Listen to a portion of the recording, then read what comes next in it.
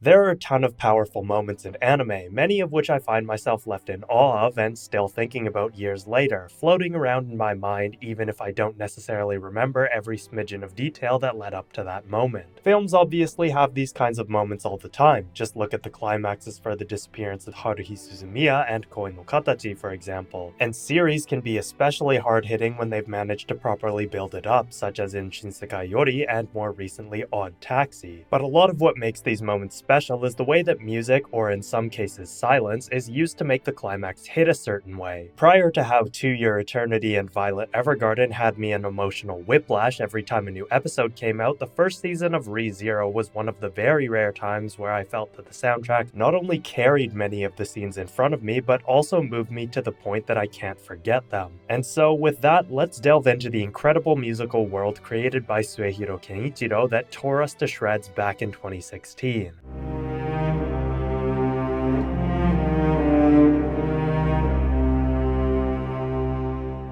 Now, I'm only going to be going over a couple of powerful moments in the first season, partly so that there's less of a reason to get upset about spoilers, and secondly because I found it a lot more impactful than the second. To clarify, while I don't disagree that the second season of Re:Zero was better than the first, I went into the first season blind, whereas with the second one I had already read about 90% of the source material. So even though the music was just as incredible, I already knew when and how to expect most of the scenes to play out. Frankly speaking, it's why I almost never check out source material if I know that there's an anime adaptation coming out. The piece playing right now is one that many fans of the series will likely remember, as it is only heard once during the entirety of the series, during Subaru's most dramatic death scene at the end of episode 15. While it may not be the most horrific or even the most extreme death on paper, the cinematography of the scene itself in conjunction with the music makes it one of the most unforgettable moments from the series, playing out much more like a standard film sequence before the credits roll over the image of Subaru's decapitated form.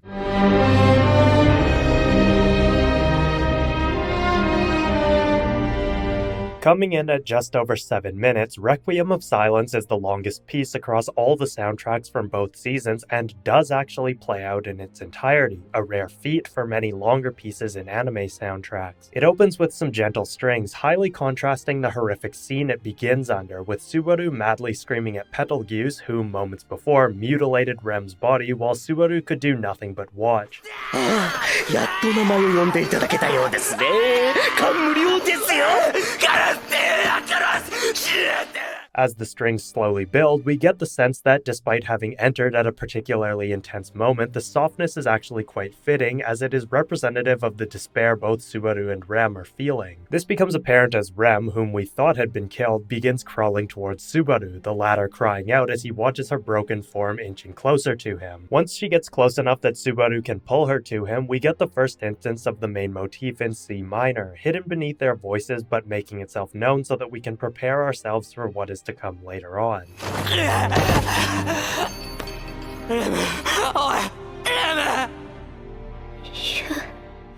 As Rem utters the word live to Subaru and dies in his arms, the music increases in volume, coming to the forefront to really lay the tragedy of the situation on thick.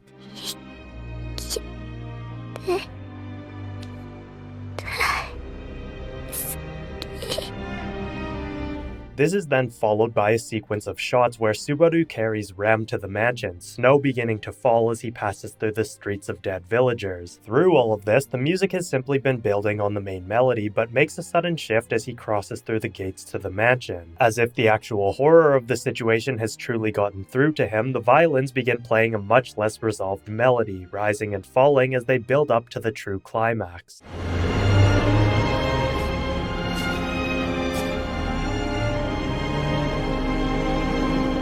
The final shot before the credits is of Puck bursting through the roof of the mansion in his true form, sentencing Subaru to death as the music slows and introduces the horns. This slowing of the music increases the tension tenfold as we can do nothing but watch as Subaru freezes to death. 眠れ、我が娘と共に。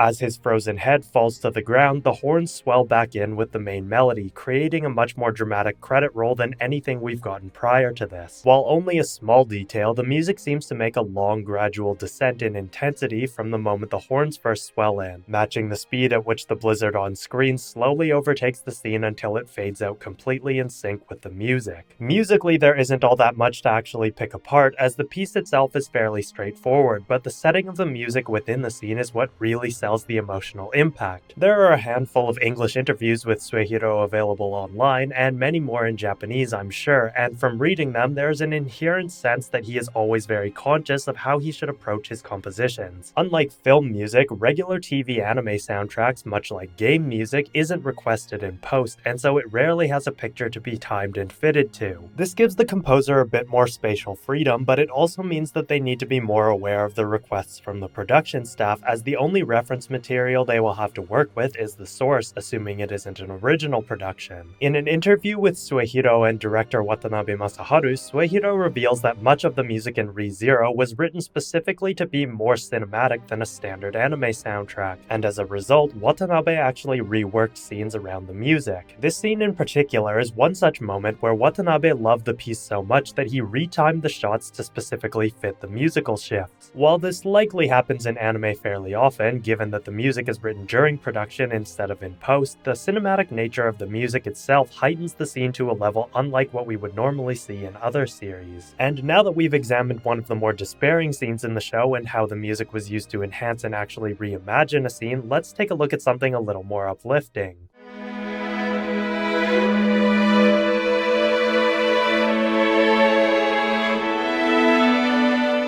There are at least two situations in the series where this piece plays, the first being another tragic death scene in episode 7, with Subaru crying out his memories to Rem as she kills him, completely oblivious to the memories of his past lives. However, more memorably to me at least, is when Wilhelm is finally able to bring down the White Whale, avenging the death of his wife, the former sword saint Teresia. While there is a certain level of tragic irony in the piece when it plays during Subaru's death scene early on, when we hear it again in episodes 20 and 21, it now serves as a more thematic piece of music tied to Wilhelm and his past. 終わったぞ、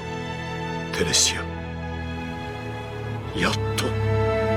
テレシア。Throughout episodes 20 and 21, we get glimpses into Wilhelm's memories, how he met Teresia, and an extremely compact look into the development of their relationship. This piece first plays when a young Wilhelm is training in the same spot as always, with Teresia watching him and asking the same question of whether he has come to like flowers. This quickly cuts to a scene where he is about to die during the demi-human war, but is saved by Teresia, who, until that moment, he believed was just some random girl he kept running into. Another quick cut shows him getting angry with her in his training spot, feeling humiliated that she always watched him while keeping her identity as the sword saint a secret. Throughout this, the piece serves two purposes, the first being a way to tie the current Wilhelm moments from being swallowed whole by the White Whale to the memories being depicted on screen, and the second as a way to show that despite the memory itself being full of anger and humiliation, it was still the path that led the two of them to fall in love, and one that Wilhelm can look back on fondly at the time of his apparent death. More memorably, however, is in the following episode, where we have already discovered that Wilhelm was not eaten by the whale, having cut his way out of its mouth, and now has his moment to defeat it once and for all. As before, the piece serves as a connecting point between the current and past versions of Wilhelm, this time interspersing shots of the past that almost perfectly overlay with the present situation. Like Requiem of Silence, Chain of Memories begins with a simple string section that easily enters without drawing attention to itself, while also fitting the subdued narrative of a man fighting to avenge his beloved wife. This begins as we get a shot of young Wilhelm intruding on Teresia's award ceremony, shifting to a near identical shot of the current Wilhelm stepping towards the collapsed White Whale.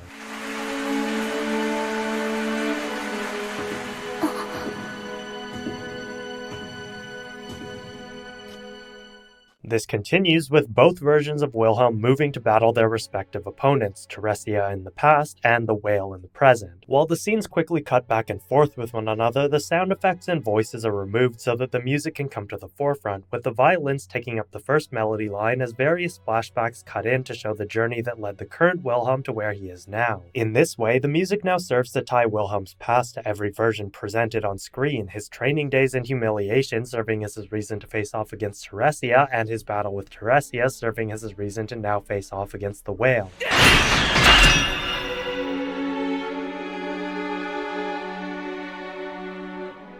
A short scene follows as the past Wilhelm defeats Teresia, to which he declares himself the man to defeat the Sword Saint and tells her to lay down her sword, finally having the answers to the questions she always asked him. As they embrace and kiss, she asks if he loves her, to which he stubbornly says that she already knows and that he'll say it directly when he feels like it, allowing the strings to carry us into the shot of the present.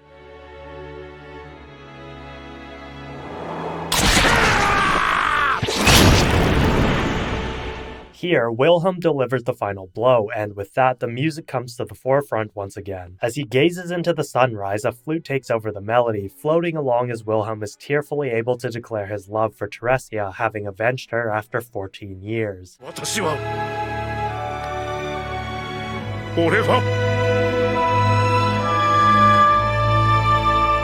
お前を愛している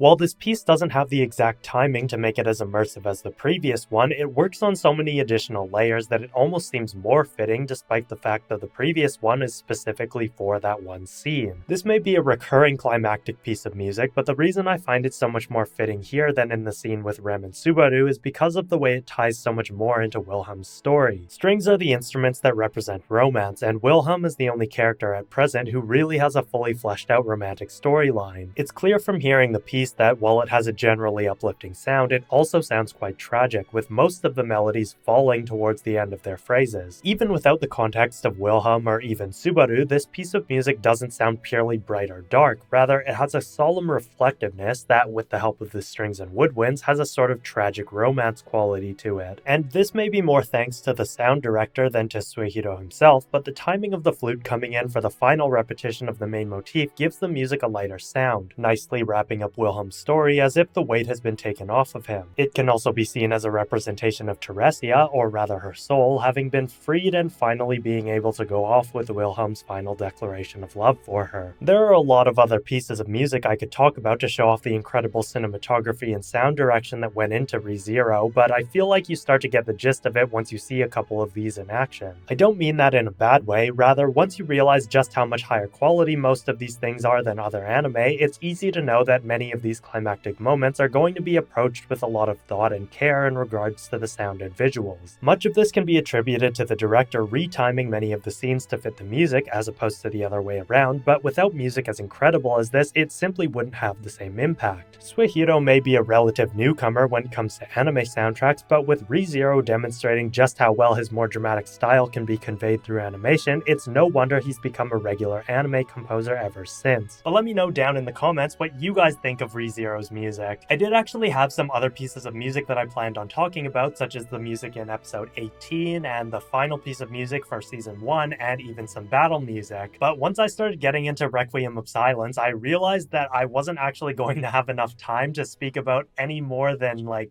2 pieces. So if you'd like to see me cover some of that music, or maybe the music from season 2 or the OVAs, make sure to like the video and subscribe to my channel. And you can support me over on Patreon, where you'll be able to vote on future video topics and have access to all of my transcriptions. Thanks as always for watching, and I will see you in the next one.